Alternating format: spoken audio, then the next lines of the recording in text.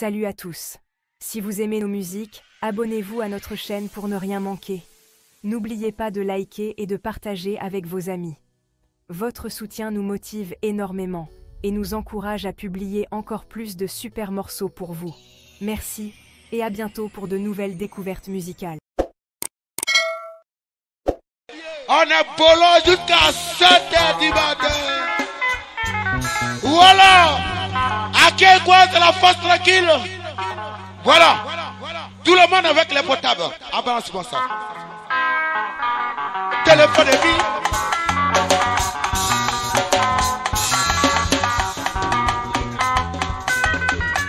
Lila.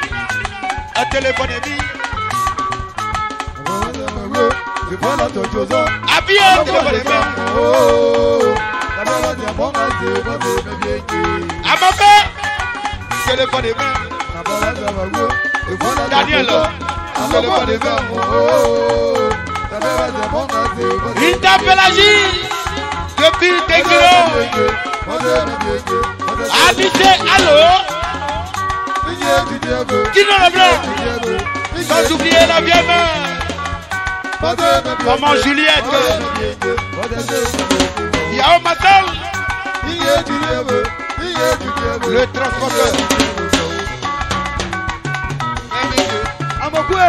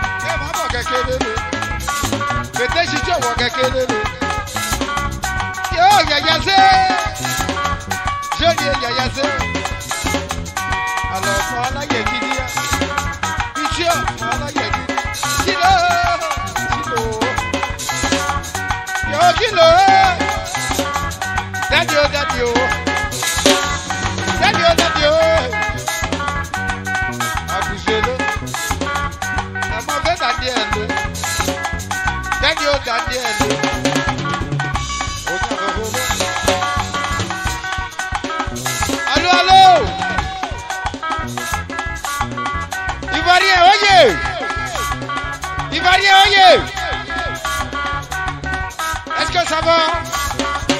Ah non, je vous demande si ça va. Hein? Voyez. Ivoirien, voyez. Voyez. À qui quoi, voyez? Voyez. Alors là,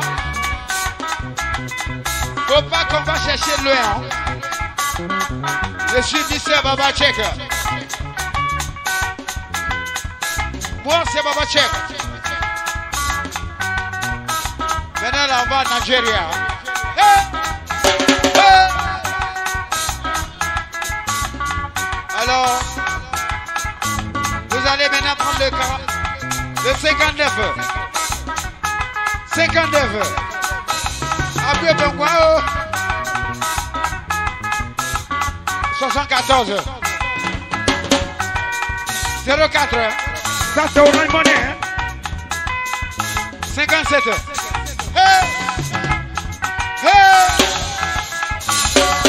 Lila! Oh, téléphone est bien, oh, téléphone est bien. Téléphone est bien, oh, téléphone est bien, oh, téléphone est bien. Oh, téléphone est bien. Téléphone est bien. Téléphone est bien. Oh, téléphone est bien. Oh, Averilo. Téléphone est bien. C'est dans ce yo! C'est dans ce... Oh, téléphone est bien. Kosi Gaga. Kosi Gaga. She worked you up to the body. Adegazo. Shoma baba kola ye ba ye bobo. Shoma kola ye ba ye bobo. Wo baba kola ye. E ma mo ba ye le. Ibani ba kekele le. Ko ti wa wa kekele le. Oh bonio. Stefano. Ko di Stefano ni aba bobo. Aji he obo. Aji he wo. Kekele kekele. Wata de ni aba bobo. Ade kezo. O ni aba bobo. Kilo. Kilo. Wata de bobo. Sheria bobo. Shore bobo bobo. Ade kezo. Abu bare kezo. Jezano, Wakakelele, Abeshi, Wakakelele, Jezano Kakelele, Chiquapoke, Bongo, Kake, oh, Abio, Anne Abio, Ochino, Aloya, oh, the Zagi, Yabo, Yabo, oh,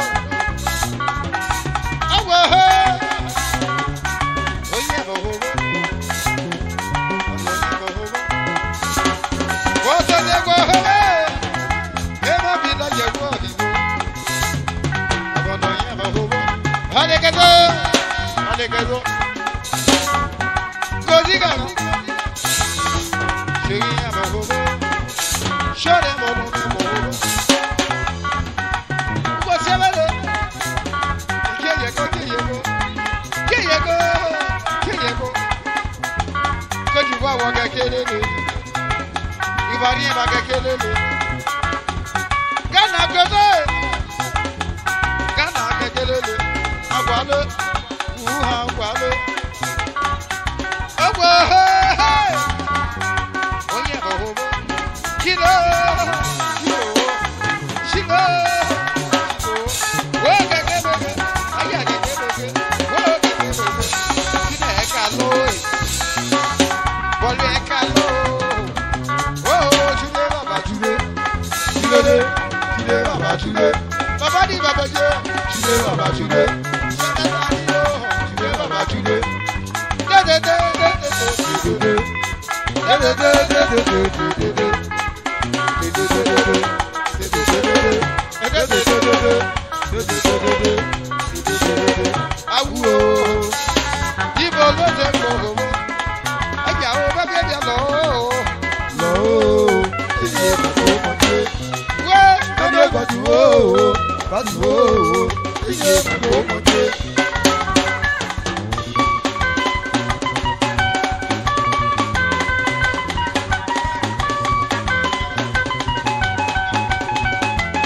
Maman Josiane,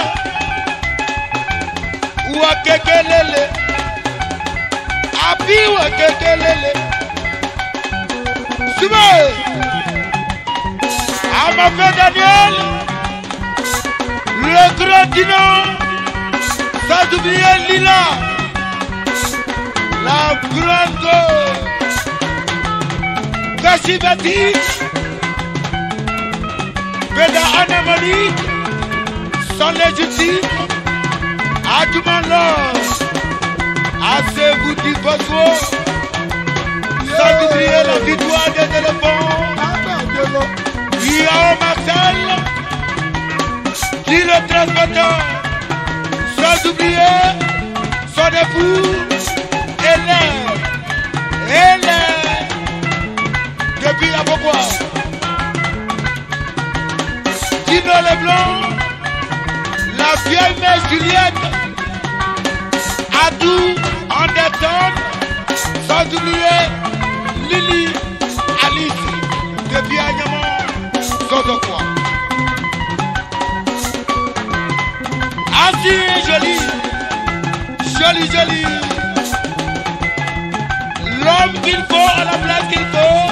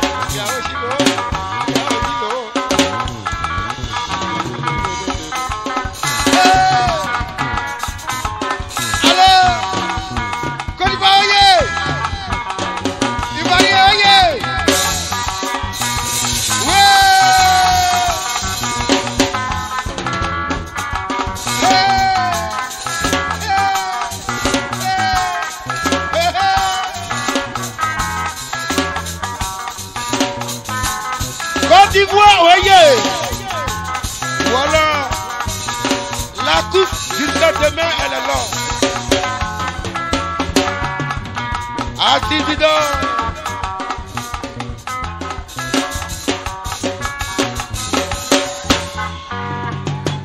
Voilà. Le dimanche prochain, ici à Kekwa, il y aura le TP Odorama. Avec l'amiral, toujours chèque. C'est-à-dire, il a